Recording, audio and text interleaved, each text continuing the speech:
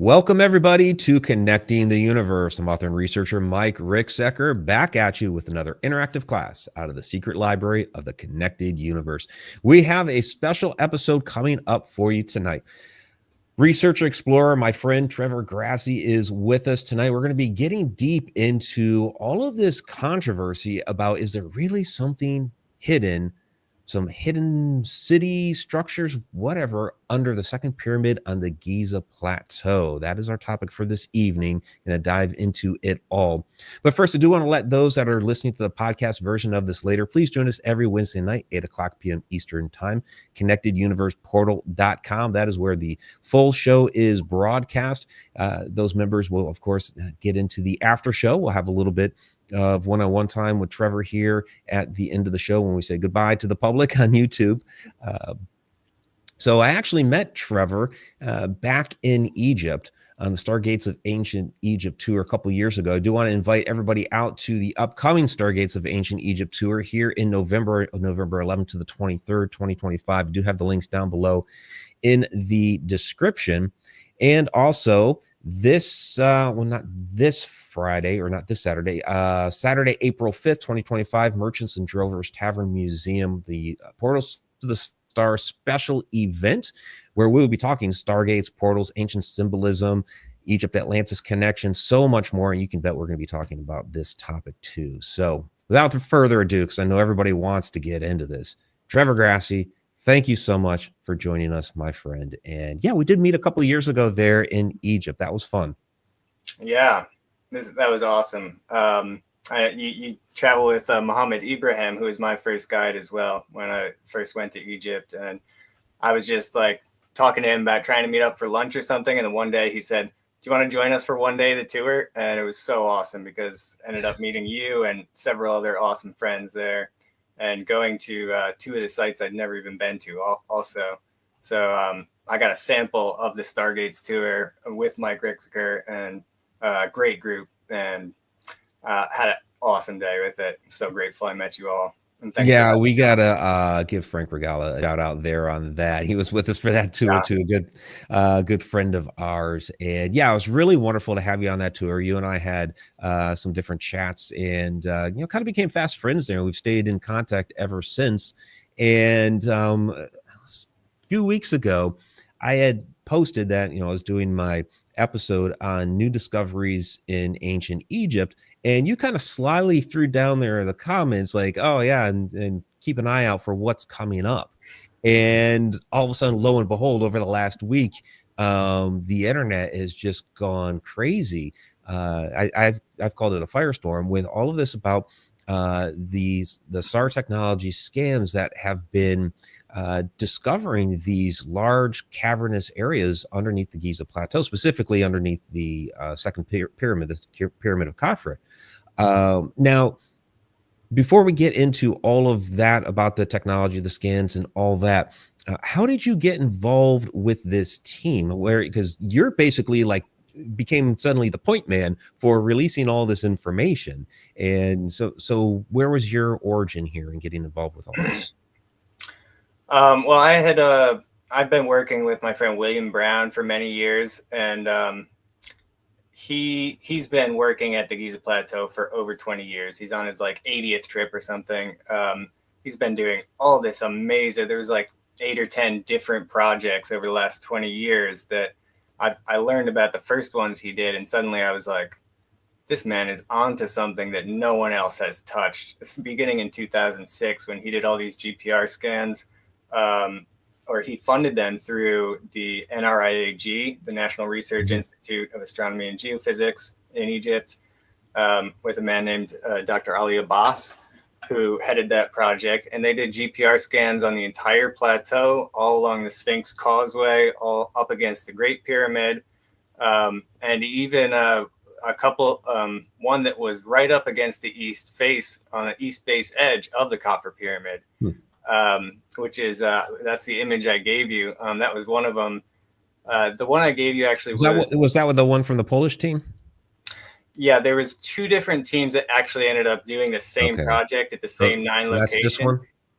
Yeah, this was the second team was from the University of Wrocław in Poland, and that Okay. was Adam Sienkiewicz. And that image you just saw is an actual image of a chamber or tunnel that is leading directly into the Khafre pyramid. So I'm saying that is probably the entrance to all of these things that we're looking at, whatever they are. You know, we're still analyzing all this information, but that is very likely one of the entrances. But the work with William just expanded out like crazy. And the real discovery, one of the big ones, was this entire temple complex that we learned about underground. Bill and my friend Richard Gabriel did first, and they started mapping it out based on all this eyewitness descriptions from someone who dug in his own basement in the village of Nazlat El Saman off to the east. And so this temple complex has a tunnel that we believe goes straight to the Great Pyramid.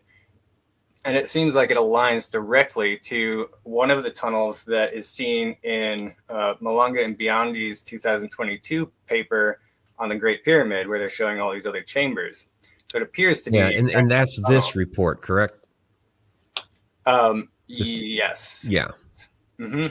This was the original one, and they did such a good job on this. That's the reason why I'm pretty confident that everything will be just as up to par at this point. And actually, on that subject, I'll just say quick that I did confirm with the team they are going to have a written report on it, but it might take up to 3 months or so, and they're not going to rush it. Everyone's got to be patient, but that is coming, and that is confirmed. Yeah, and I think people are looking forward to also the English version of the press conference. I know Nicole Ciccolo, who's the forensic analyst on this project, did finally post a couple days ago the full press conference, but it was all in Italian, so most people are trying to get that figured out as far as, you know, can they run it through a translator or what have you. But it is supposed to come out as an English version, correct? Yeah, within I think tonight or in the next couple of days they'll have the English dub version. The subtitles, you know, that works fine, but so what really happened was we were seeing all these things lining up with theirs, and I saw their scans the day they came out instantly. Everyone was talking about them, and I had these images from William Brown that were showing the exact same tunnel. It was one of these things where I stuck both images in Photoshop, and the tunnels basically just aligned to themselves when I aligned the pyramid to his model. So I reached out to the Italian team. It took me a while. I tried to get in touch with them, and eventually I did reach them, and I said, I think we've got some things that connect to what you guys are discovering, and I just want to share some of this with you. And they did finally get back to me, and they said, yeah, we're actually aware of the work you've been doing with William, and you know, we find it very interesting, and let's talk. And you know, I do want to say right now, is to be very clear, I am not a part of their team. I'm just an independent person who is helping them because I believe they're doing good work, and I, just like everyone else, am waiting to see everything. So you're not a part of the team, but because you have this connection with them, I mean, they shared all this information with you, from my understanding, you know, when they were looking to release it, and you became like the person that released. What happened there? Because this is the you know, official image from the press release that they did March 15th, and it seemed like you became the guy to release it. What happened to everybody else? Well, that's what I kind of wondered. I never figured out exactly what, but I mean, they had sent me, I asked Nicole to send any information about a live feed so I could watch the conference. She ended up sending me the abstract, the project abstract. It was just 5 pages with some of these images initially on Saturday morning, the day of the conference. And I assumed that abstract was going to everyone at the conference, and everyone would release it, and they'd start reporting. Yeah, and that abstract were these sorts of pages here that actually had some of the images in scans. So we got those few pages there, and we saw a few scans, and you know, people already started going, it's like they're trying to judge the movie by watching the trailer, and they're like, that doesn't look, how did they get that from that? And it's like, they're not showing you all the data they used to get to those models. Be patient. So they told us we're going to have a 4-hour conference coming out. It's going to get into all the details. And they did. It's been released now. And they also came out with an official Facebook page that has all of these images for you to look at yourself. So a lot of people got very impatient with it, and they said, this is a hoax, this is crazy. And well, and I can, just to be, quite honest for myself, when I started seeing these things coming out and I saw you posting on Facebook because we're connected, I'm like, what in the world is this? So I immediately, what I do is I go research, okay, where's the website? Where's the official information? And it was very, very challenging to try to find that. So I can understand how initially people were a little, just suspicious, right? Because we want to be able to confirm that sort of thing. So, but it's wonderful that they have now, finally put together, well, the Facebook page link is there in the description. So people that want to go take a look at that, you can take a look at their official Facebook page now. And also, Nicole had actually been posting press releases and these sorts of things on her, is it Expedition or Exploration, or the name of her YouTube channel? Expedition on YouTube. The only issue is it's in Italian, so but they did have on March 2nd and March 4th, they put out two very informative webinars. They had Armando was in Egypt, and Filippo and Corrado were there as well, and they put a lot of information into those two. So that's another thing that I was telling people, go look at that. Go to that is the source. Nicole Chigla's, she is the official media outlet for the team. She's the one that represents them. So I sent a lot of people there, and I let it out on Facebook because I had permission to. I double checked that it was okay, but I didn't actually realize that I was going to be the only one. So it came as a surprise to me, but it wasn't. They put out the 4-hour conference at this point, and they've obviously showed that, yes, I didn't make this document. This is actually just a sampling of what they actually showed in the full report. Right. And, I did want to play a piece of that. It was the second press release they did. It was before the conference, and it's Nicole from her channel. And I actually, I hope Jay Anderson's okay with it. I swiped it from Jay Anderson because he posted it on his Twitter, had the English voiceover. I just want to play like a couple minutes of you guys can get an idea, because I don't think people like really found this at all except for the Italian version, but it she's kind of explaining what the project is and what their findings are. So I want to play this, and then we'll get into like the different scans. Just quick, I would say because you mentioned him, I actually recorded a two plus hour interview with him a couple days ago, and that's going to be coming out soon as well. And he was the second one to make a video on it after it was released, and he did a great video. And then I realized he's very well versed in a lot of ancient mystery stuff, so he invited me on, and that's another one that's coming out very soon. That's extremely informative. We had an awesome talk. Yeah, we'll link to that when that comes out. Then absolutely. So we'll go ahead and play this from Nicole. Press release: Giza, discovery of an underground city, the legendary Amenti. Good evening and welcome to Expedition, the official channel of the Khafre Project. This is announcement number 2, and as the head of communications for the research project, I will now read to you the official press release of the Khafre Project, which has just been distributed to both Italian and international media. Here it is. Ladies and gentlemen, it is with great enthusiasm that we officially announce today our research team has succeeded in identifying a vast underground city beneath the Giza Plateau, which corresponds to the legendary Amenti. This city is mentioned in ancient texts as a place linked to the universal knowledge of humankind and its ultimate spiritual transformation. This extraordinary achievement has been made possible through the processing of SAR data obtained from Capella space satellites. A pioneering technological approach to archaeology. The uniqueness of this discovery lies not only in its immense historical and archaeological significance, but also in the innovative method employed. Thanks to ultra-high azimuth resolution radar imaging achieved through specialized spotlight acquisitions with long Doppler integration, we have been able to extract precise acoustic information. In particular, the satellite data has been processed using a groundbreaking technique, Doppler tomography, developed by Professor Filippo Biondi, an internationally renowned expert in synthetic aperture radar, interferometry, and multichromatic tomographic analysis. This patented methodology enables the creation of three-dimensional reconstructions of underground structures, allowing the identification of corridors, chambers, and tunnels extending several kilometers beneath the surface. These new archaeological findings could redefine our understanding of the sacred topography of ancient Egypt, providing spatial coordinates for previously unknown and unexplored subterranean structures. The research team, a discovery of this magnitude. Okay. And she from there just describes and breaks down the different members of the team, which is, these are all scientists. These are all very highly educated people. They all have careers that are on the line here.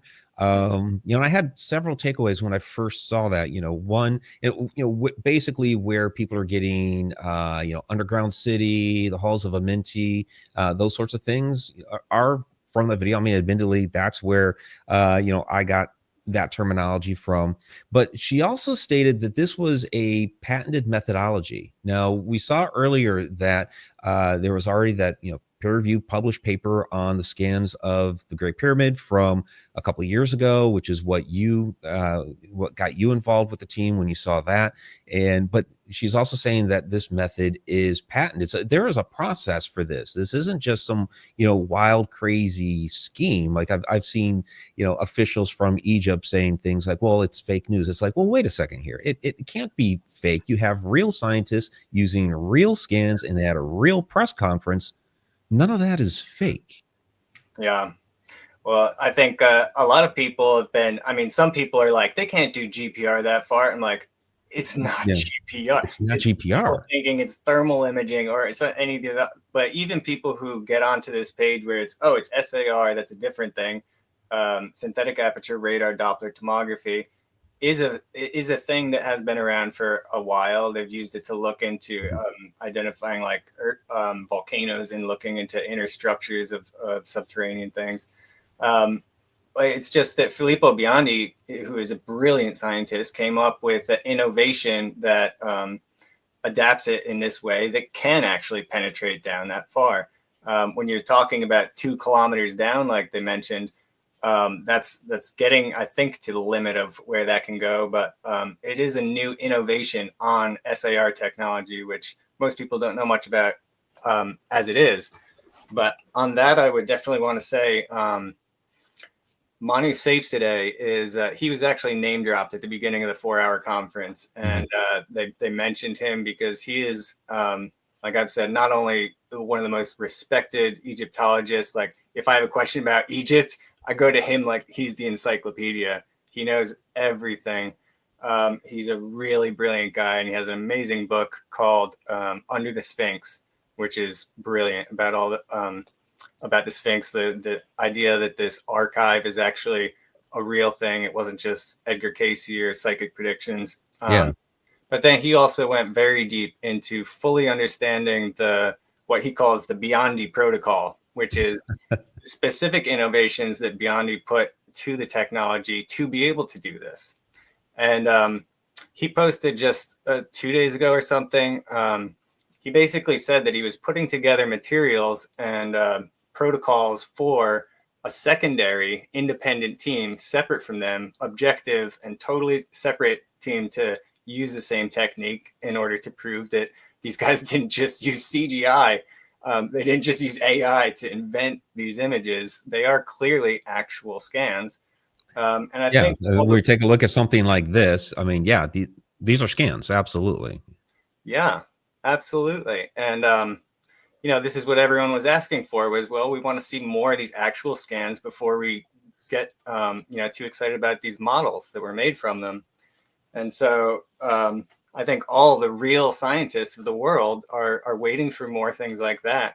Professionals like Manu has put so many posts on his page that are brilliant. I would even link to his page maybe. Because if you want to shoot me the link when we get done here, I'll go ahead and add that down below and people can take a look.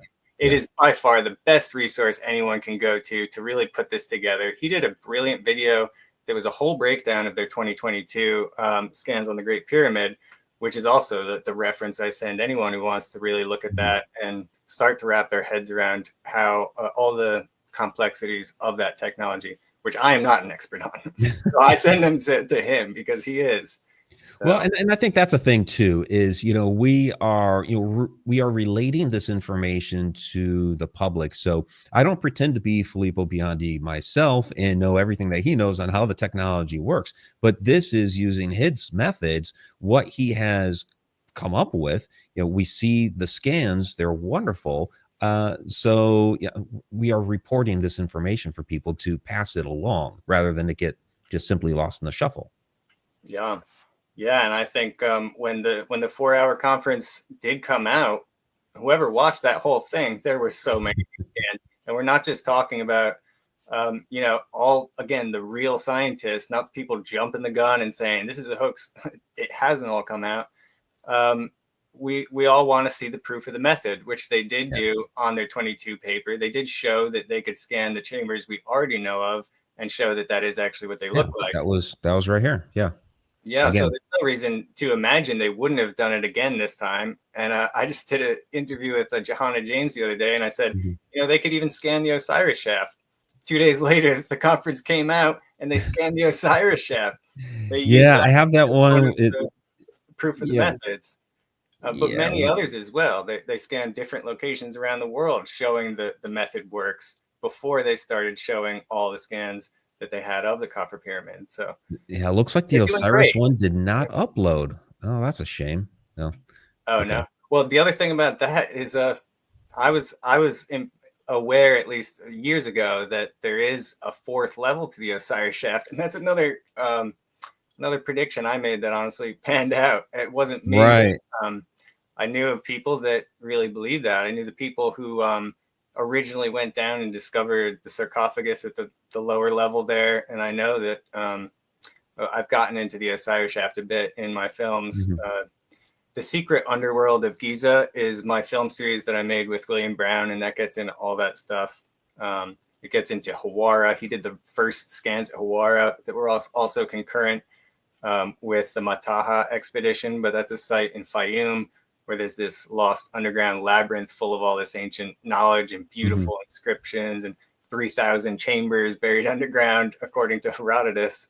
So, well, and we're going into that area for the next Stargates tour. So, you're going to Fayum? Yes, we are. Oh man, that's awesome. No tours go to Fayum. That's amazing. Yep, we're going to Fayum. Yep. Wow, I gotta get on that tour. But, that's the thing. They showed a lot of proof of their methods already, just in the thing in the conference. So everyone has. I'm getting that Osiris. Yeah, I'm getting that Osiris shaft here. Hang on. Okay, yeah. It was so funny. I was just like, they could do it to the Osiris shaft. 2 days later, they have the image, and they showed something underneath it, which shows up as a black color, and I don't know quite what that means, but they're kind of discussing it. That was. Yeah. Yeah, that's really interesting. And this is one of the things. So we were talking a little bit about it before the show, where a lot of people keep asking about the water table. How could they build down that low with the water table? Well, we already know that there's water in the Osiris shaft, and they did not, carve that out with the water there. That would have been, impossible. So we know that the water table has shifted over time. So and I don't know how accurately we can kind of, figure out where the water table was at throughout history. I'm sure geologists, maybe Robert Schoch would know from that. But it does seem odd to me, because we know that the Nile River has moved away from the pyramids over the years. So you would almost expect the water table in that area to be higher back then. But again, we know that they carved things out like the Osiris shaft. So you were talking a little bit before the show about the ancient Egyptians knowing how to divert water. Is that what they did? And maybe those mechanisms that were in place in the past, maybe they're broken or not in place anymore. What do you think? Yeah, absolutely. I mean, I think they were masters at diverting water. And I think especially if you've got potentially 600-meter structures like this, well, that can drain a lot of water out if there's an outlet. We don't know. It could be different in different parts of the plateau. As far as I know, we don't really know anything about what's lower than, I don't know, a couple hundred feet, maybe at most. Like all the all the areas along the Sphinx Causeway where you have these shafts going down, they go down to 100, 125 feet, maybe, like the Osiris shaft and the others near it. And those are all interconnected with tunnels at the bottom. We know that from the great Professor Salim Hassan in the 1930s was going down there. And then all these reports came out that that's when the idea of a secret city below the plateau was first mentioned. That's what people started calling it in the reports, because there was all these explanations and photographs even that got circulated to the universities. But it all went silent after a minute. But that people were describing these elaborate reliefs carved in all these chambers going every which way. And they started calling it back then a secret city. And Hassan was the guy who originally discovered the Osiris shaft as well. So, so the idea using this terminology of a city is not new. I mean, they've been talking about it for almost 100 years. And even the idea of secret chambers, secret temples, these sorts of things, like under the Sphinx, we saw 100 years ago, newspaper articles coming out showing how there was the temple under the Sphinx and things like this. Of George Reisner, exactly. Yes, absolutely. Yeah, and many other. Right, and then of course Edgar Cayce's prediction came out some years later. Now, this idea of, because I've talked about that, this is not just specifically under the Pyramid of Khafre, the second temple, which, for those that are watching that are unfamiliar, this is the second pyramid, the one that's in the middle. It also, even though it's smaller than the Great Pyramid of Giza, it looks taller because it's up on the top of the plateau. But we've heard the reports that this actually spreads out further, underneath the Great Pyramid, to underneath the Pyramid of Khafre. Does it come down the hill to the Sphinx area and maybe connect to the Hall of Records? Yeah, I mean, as far as I'm concerned, if there are actual written archives, which Manu has showed in his book, in fact, that there are hieroglyphic sources that actually say there is this library, a sacred royal archive that is protected beneath the Sphinx. And yeah, we think that according to Edgar Cayce as well, that we're talking about more over on the eastern side by the Sphinx. But they did show one image in the press conference that showed an entire stretch across from the middle pyramid to the Sphinx, which was really an interesting shot. Because you look at some of the different images, and everybody's familiar by now with the 8 columns and then the large cubical chambers underneath. But it really only showed under the Pyramid of Khafre. So kind of curious as to if there's going to be more images that come out that show this spreading out.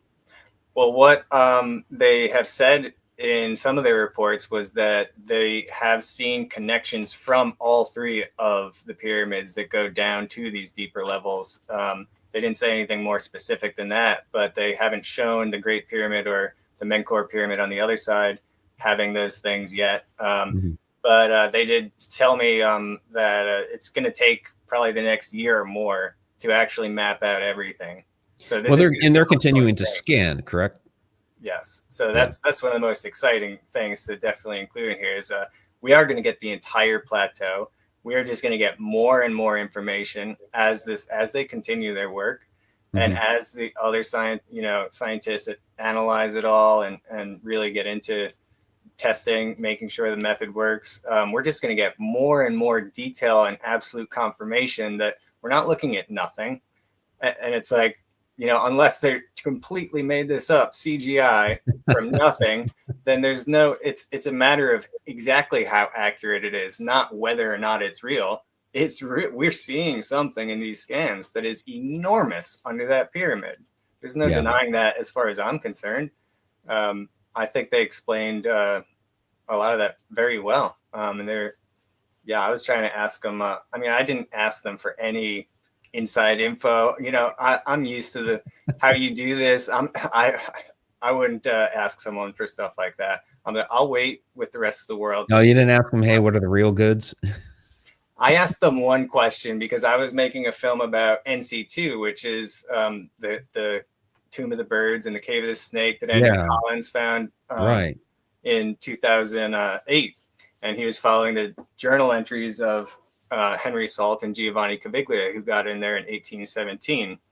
And my friend Richard Gabriel and I just made a new film about that. I got into the Tomb of the Birds and went all the way back to the Cave of the Snake. The whole complex is called the NC2 complex, the North Cliff 2, because it's in the North Cliff over by the Khufu restaurant in the far northwest corner of the plateau. And, Andrew had also shared these SAR images back then around 2008 that they were showing these two tunnels that came straight over from NC2 to the Middle Pyramid. And so he hypothesized back then that this was a connection from NC2 straight to that pyramid as well. And like we showed the GPR before, we think we know, that could be the one coming in from the east, and then the one Bill Brown found and the other teams on the, or that could be the one from the west, and the other one is from the east. Yeah. So we have two potential entrances into whatever this thing is that we are seeing. So some sort of massive complex labyrinth. Now, from my understanding, with the Tomb of the Birds, they've built some sort of shopping center over there, and it's pretty much inaccessible these days. Well, I got in a few months ago in November, Nice. and I've been dreaming of that forever. Ever since I first saw Andrew Collins' film came out, that was pretty cool. My eyes were wide, and I was like, "What is going?" Because I'd been obsessed with the Egyptian underground since 2006. I first met John West, and he's the one who found the chamber below the Sphinx's paw with Robert Schoch, and and that's another one. They shut that one down right away. Yeah, they started doing those seismic scans. Oh, there's a void, and we're going to shut you down. Yeah. So, I mean, that opened my eyes to it. Richard has done amazing work on that. So I did this film that really highlighted a lot of the deep investigations he's done on that. And when I got in, I went all the way to the back of it and crawled to the back end where we had heard that it just gets blocked off once you get to this very thin tunnel to go through. And I went all the way to the back of that tunnel, which no one had ever gotten to the very, very back of it yet. And I proved that it was actually blocked up with dirt, but the passage did continue straight over. And based on Salt and Caviglia's diary entries, we know that they said, we can tell that they went past that point because they said we had to get down on our hands and knees and crawl through. And they described going several hundred yards into this complex. And the whole thing we know of today is maybe 100 yards of the cave. So we know they went probably 300-400 yards past that point we were told when Zahi Hawass brought his team in for his Chasing Mummies show, he sent a guy into that tube and the guy came out and said, yep, it ends there, but it's not true. We proved that. And they said that past that point, there was a large spacious chamber that connected to 3 other spacious chambers from which issued many labyrinthine passages. That was their words. So we have at least 3 continuing from there. And we actually brought attention to what we call the invisible door, where it's a masked door to look like the end of one of the cave passages. But we could tell there was actually seams of mortar around it. It was a stone that was stuck in there and fixed in place. That's absolutely what it appears to be to me. It's a technique I saw up at Abu Rawash as well. So, but Richard Gabriel originally discovered that one. So I think we have 4 passages from NC2 that come over to the west side of the Khafre Pyramid and could connect into it. Oh, that's fascinating. So any idea, I don't know how much you have asked about their future plans or future scans. Are they going to be spreading that far out to incorporate those potential tunnels and see if, do they actually connect? Well, that was the one. That's why I started this part of the. I said that was the one question I did ask them when I was making that film. I said, "Look, is there anything you can tell me about the northwestern half of the plateau or anything related to NC2 specifically?" And this is what I heard from Armando. He referred to NC2 as a nerve center, and he said, "But it is not the only one." As in the west. Oh, interesting. Okay. So he's describing it like a spider web, almost like a nerve center. Like how many different ways does this split off? We know we have at least 3 continuing passages coming, at least 4 really. but they said many labyrinthine passages. So we've got lots of different shots at getting all the way to the pyramid from there, and they're all headed in that general direction. And that was when in that same little quote he gave me, which I put right at the end of my movie, because it was amazing to get that just perfect little, okay, that's what I wanted to hear. It proved, everything that we've been thinking from Andrew, what he had claimed back then, and Richard and I. And so that was such a confirmation. And then once we released the trailer for the film, we released this film 2 days before the press conference. Oh, okay. We wanted to, it's related. So we wanted to get more eyes on the press conference for them. And that's why we timed that film to come out just before to get more attention on it. And released the trailer for our film. We got reports from a friend that they set up a work tent right next to NC2. Like, oh, really? In a day or two of us releasing that trailer. And my friend went to go check it out. He said there was a police presence. He thought there was a very important person over there. And there was signs of excavations going on. And then I talked to my other friend who's a Giza official who told me there are new excavations happening over in that area by NC2. Okay. So, and this happened before. So you really stirred the hornet's nest, huh? Yeah, that same exact thing happened before, because Richard put out this huge exposure of that system last year. And within like two days, I believe, we got a report. He said that he believed it connected over to this door that's in the northwest corner of the courtyard around the middle pyramid. Okay. So there's a door that comes out to there that if you look at the satellite images Andrew had released, that looks like exactly where these two cave systems go to from NC2. And so we all think like it's probably going straight to that door. And Richard really made a case for that in his major exposure of it.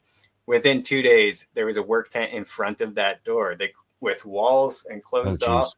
Same exact thing. He brought attention to it. They had guys working there. It's very close to the Japanese dig that's just north of there too.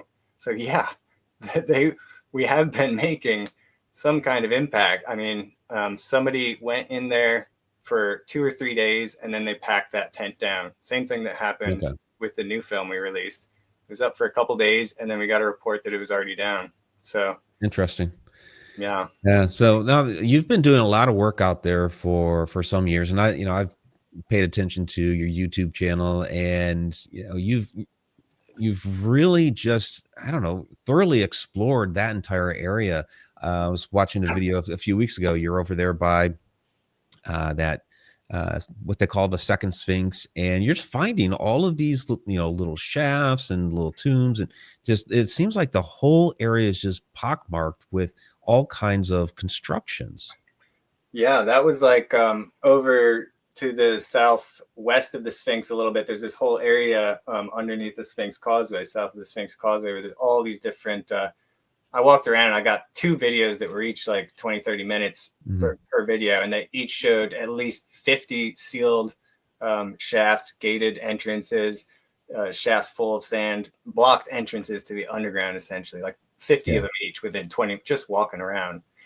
And this was, I mean, when Bill in 2011, he did a project, Bill Brown from my films, we talk about, over by the Sphinx, just north of the Sphinx.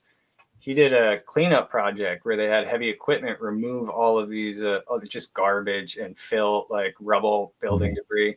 Yeah. He just paid this. He got the money together to fund a cleanup operation, and they uncovered like 10 different doors over there. Oh, wow. Cave entrances. And this is like 50 meters from the Sphinx, like 70 meters from the Sphinx, just north of it. And he found all these cave entrances, and then they came and sealed them up. Oh, geez. Twice. They came back and sealed them again. And some of them they just masked up with masonry and cement and stuff. Some of them they just put gates on because they probably give these very expensive private tours to VIPs. But this is like literally exactly where Casey's description of where this archive of records is. Right. So we're pretty sure that all these entrances he found in 2011 probably connect to the record chambers themselves. So it makes a lot of sense. Again, you're finding all these, what you're calling doorways, passageways, chambers, all it, basically in plain sight, just had rubble in front of it. So we know that we know stuff already exists. We know these things are there. So would it not make sense that throughout the rest of that area, under the second pyramid and so forth, that it continues on? I mean, we've seen places across the world like Derinkuyu, this whole labyrinth of an underground city. So we know that this does happen. Why not here?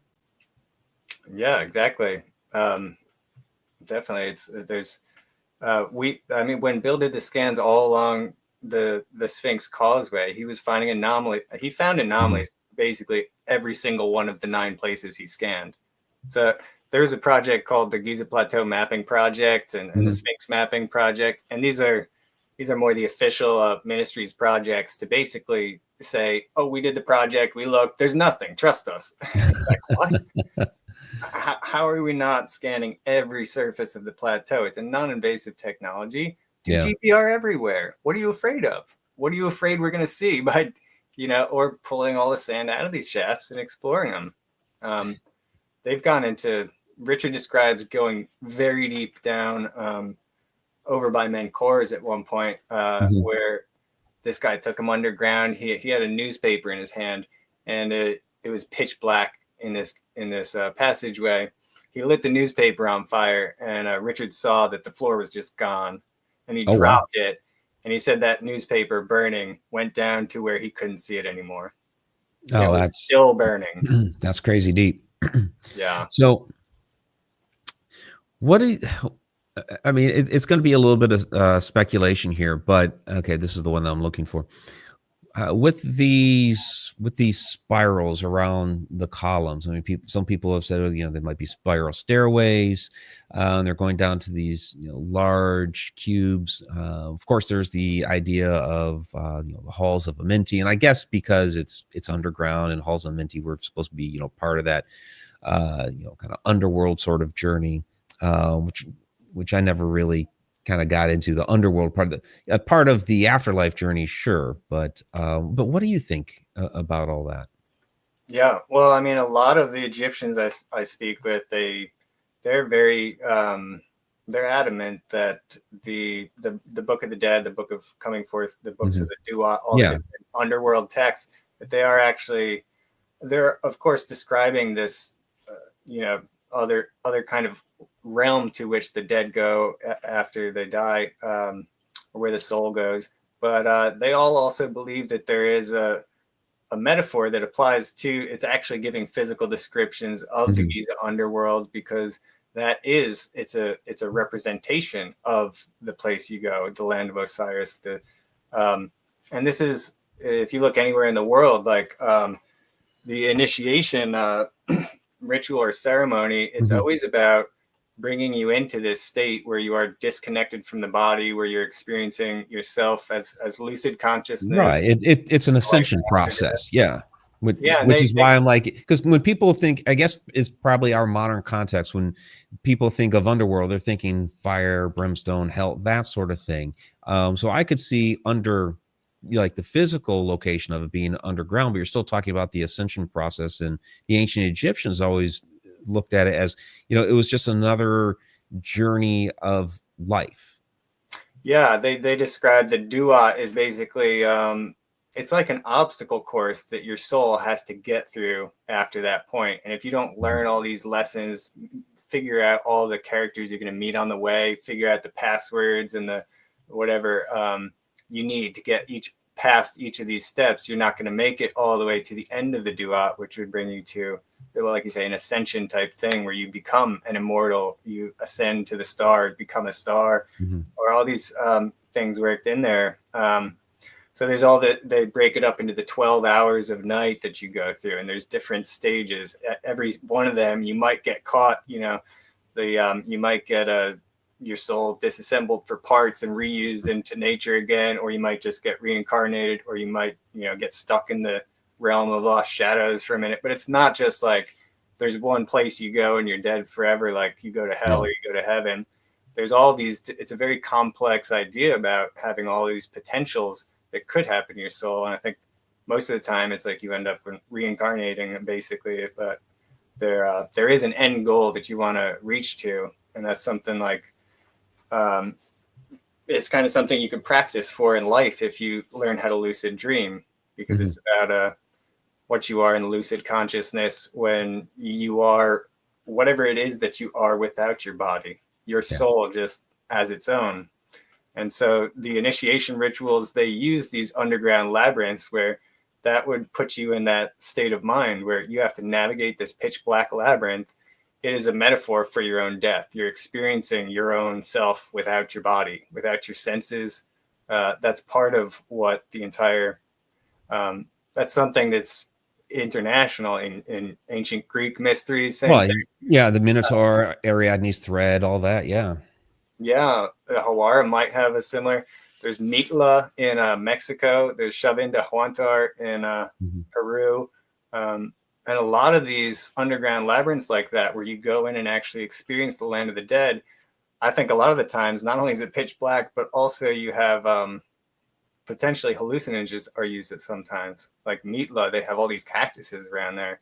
So if you could imagine taking a psychoactive like chemical and then going into a pitch black labyrinth and having to solve it underground, yeah, that's a pretty good way to give you an idea of what death might feel like, you know? Yeah. So this well, is that's even, you know, when we talk about cool. the stargates at Abydos, you had the depictions on the walls of the white cakes and ingesting the white cakes before going into the Stargate chambers. So, you know, was that some sort of hallucinogen?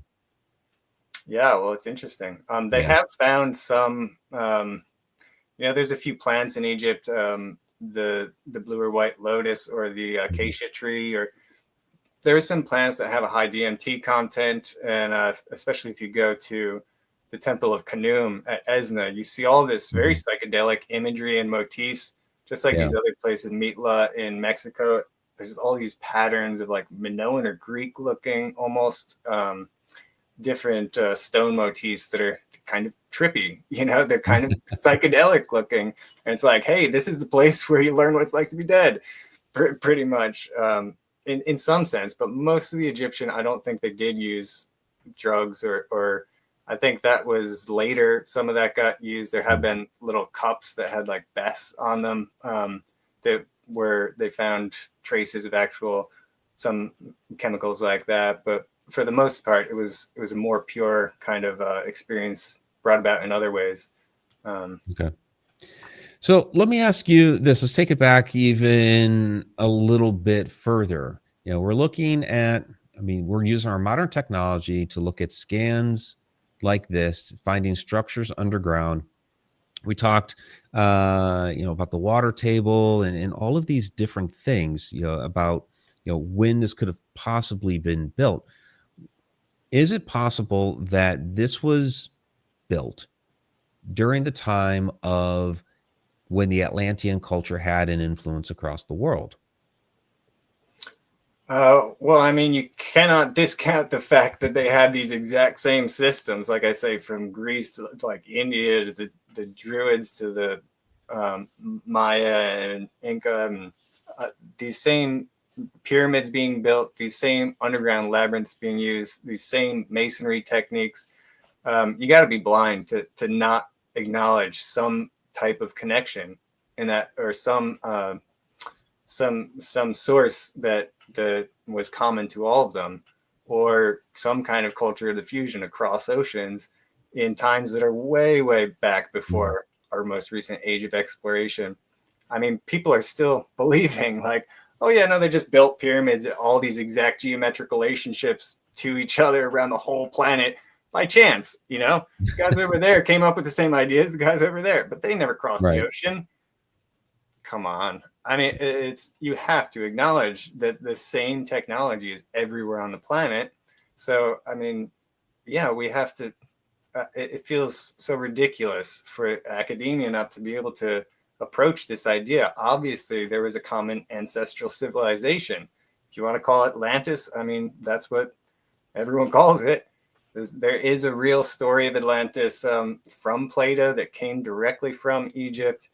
And another brilliant thing that Manu Sesade has been working on are the Edfu building scripts. Yes. Oh yeah, well Eve Raymond back in the '60s with her work there, and with Portals to the Stars back there, I reference her work a lot in that, because I mean, you're talking about the homeland of the primeval ones. The story of Atlantis is right there on the walls. They just call it a different name. I mean, you have to remember. Well, actually,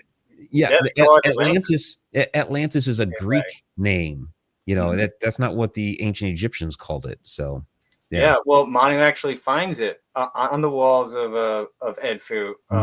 He's working to translate the transliteration that came from Dieter Kurth in the German Edfu project, where he's doing the most absolute extensive, thorough mapping of all of it. And there's so many texts there. But Manu found that there was actually one reference to this word that was actually more like utlant. But he also realized that when translated to Greek, they always added is to the end. Yeah. And it's the word Atlantis. Literally, the root of the word Atlantis is written at Edfu. Nice. So you got to see.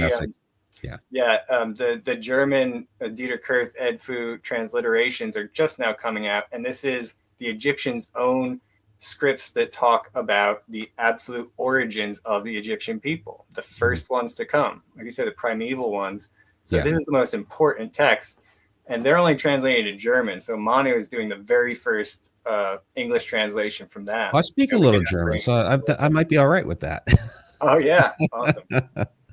So all right, we're getting down. We're getting down toward the end here. Trevor, when you look at these scans, and again, you have been out there many times roaming the plateau, what's your gut instinct as to what is going on there? Well, there was concerns about that there was this project in late 60s or 70s from Stanford Research Institute when they did muon scannings there. So there's been a lot of controversy and debate over these 5 structures within the pyramid they're showing. But they did address that in their conference. They showed that it was, at that point, they only scanned 18% of the pyramid and never went back for the other 82%. So they only had this kind of cone shooting up that they showed actually would have missed these structures. But that's more, we'll wait to see.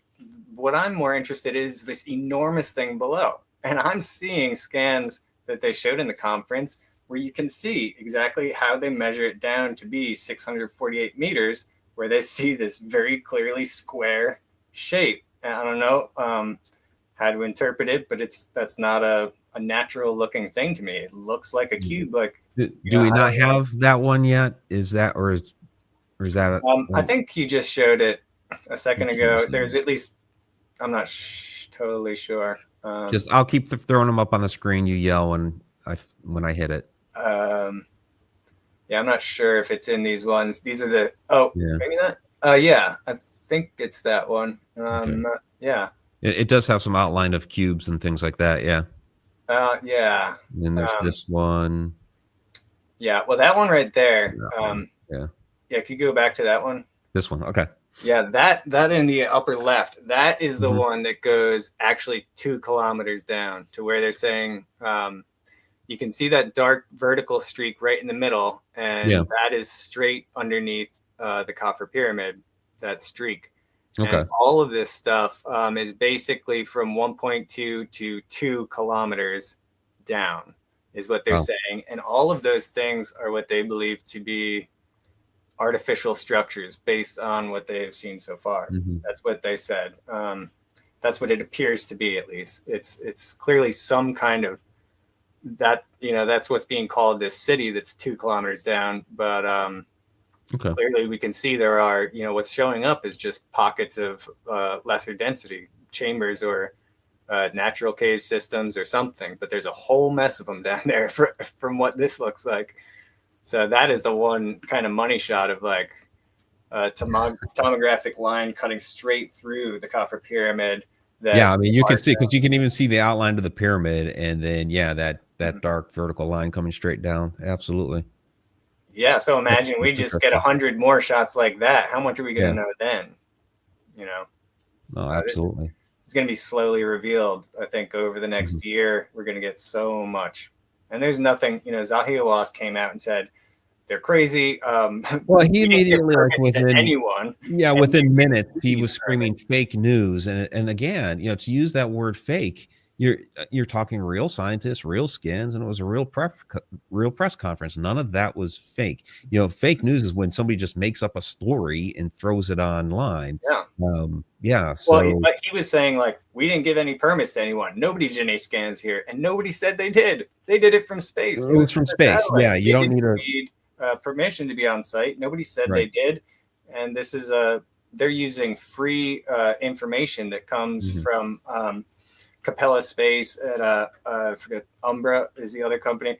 Yeah, these companies give away this SAR data that their satellite is collecting. They give it out for free to anyone who wants to use it. Filippo just created the software. I mean, they're doing this for free. They're doing it without getting put in Egypt, basically for free. It's amazing what they've. So I could go myself and get, not that I would have Filippo's software to figure out what to do with the data, but I could go get that data myself if I wanted. Yeah. And you could scan anywhere on the earth. You know, I'm already asking them, when are you going to do Hawara? I'll let you finish Giza first. When are you going to do Teotihuacan? When are you going to do Chavindohantar, Cuzco? All of it. We're going to find underground cities all across the world, I believe.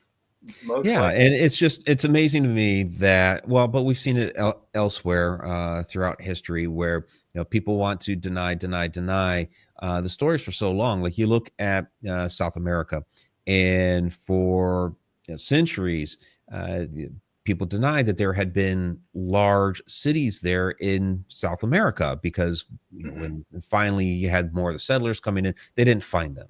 But basically, it was the smallpox that had wiped them out. But now with LIDAR, we're seeing, yes, that there actually were large cities. Now that's a different technology, at, you know, going to a different depth.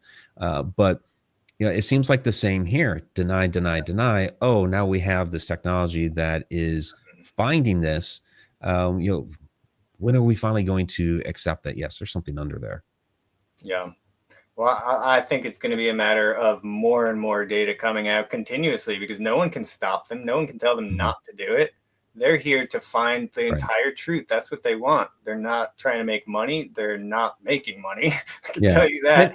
And it is non-invasive. You know, they don't have to do any digging. I mean, it would be if, okay, you know, here are some chambers here in all this. It would be nice. Okay, find the entranceway and going through the entranceway. Not that you're going to get, you know, start drilling through the, you know, limestone bedrock right over something and make a mess.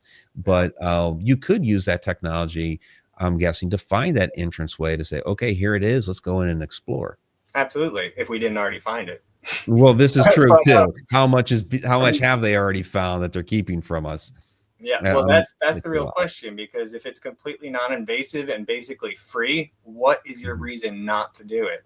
Yeah. Why would we not do it?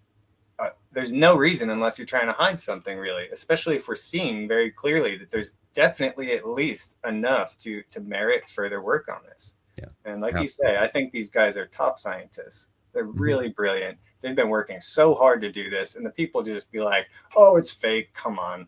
Like, I mean, their careers are on the line here with this, you know? Yeah, they are not doing this lightly, and they've been working for years. So I have a lot of respect for them. You know? Absolutely.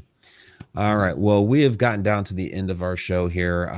Trevor, can you go ahead? We're going to kick the after show here in just about 2 minutes. We're going to go ahead and answer some of the viewer questions there. So the after show, that's the members only there through the Connected Universe portal. So if you want to check that out, please sign up there and join us.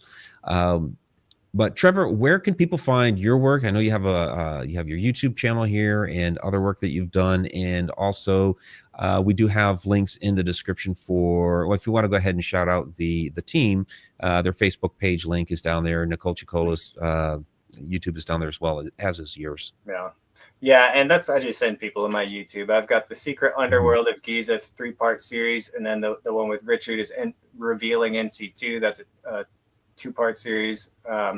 go check those out. We have so much context that you're not going to find anywhere else. Like, that's what I'm into, is the things that no one has ever heard of before. And you'll really see that we worked really hard to pull all this together. Bill, over the last 20 years, done incredible research. It'll blow your mind. Like, if you're someone who really looks at this like me, I had never seen any of this. I put all the most important material I could think of in there. So it's great stuff, guys. Please definitely go check out Trevor's work, and you will find that link down in the description below. Trevor Grassi. Thank you. All right, we're going to go ahead and kick over into the after show. Those that are listening to the podcast version later, please, again, join us every Wednesday night, 8:00 p.m. Eastern Time, connecteduniverseportal.com. Until next time, if time really exists.